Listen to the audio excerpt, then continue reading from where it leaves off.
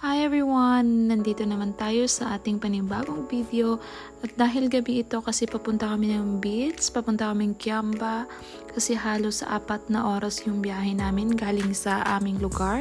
And ito na nga morning kasi nandito kami sa rest house ng aking pamangkin. And yung napangasawa niya kasi meron silang rest house dito.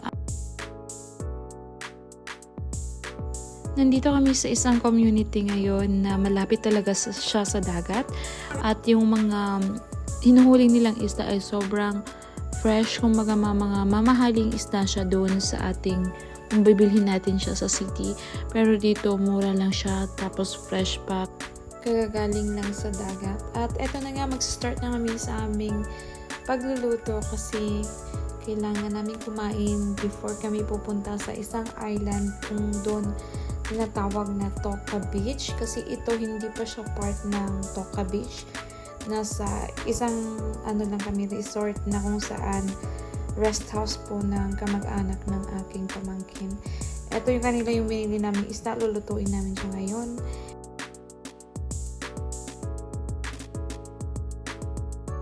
And ito na nga, magsa-start kaming mag-walking papunta dun sa pupuntahan naming island kasi pwede naman siyang lakarin mula doon sa pinanggalingan naming resort.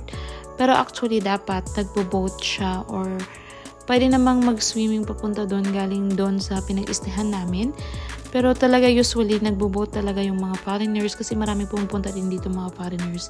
So kami maglalakad kami sa mga madudulas na mga batong ito at mga ano-ano na yung nararanasan ng mga paa natin para makita namin yung beach. Ayan na siya. Tsura sang nakapoy video ni. Abi mo kung picture ne, video ne. Hindi kasi kikapusing da. Ay, dalian yung kikapusing na ka. Ala! O, ara na.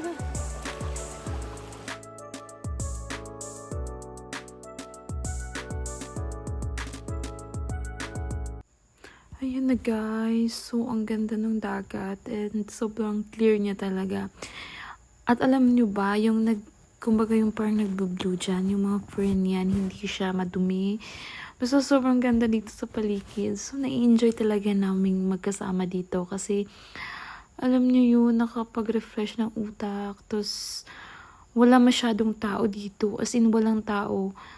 Kumbaga, kayo lang talaga. Parang private island siya na, kumbaga, safe naman siya puntahan. Kumbaga kayo-kayo lang, pwede mag-picnic dito, pero kailangan mag-boat ka at saka kailangan may mga dala kang pagkain kasi medyo wala talaga siyang tindahan dito or kahit na walang bahay, walang mapagbilhan kahit na tubig man lang. So kailangan magdala ng mga pagkain kung ano yung gusto nyo. So sobrang na-enjoy talaga namin yung pagpunta namin dito.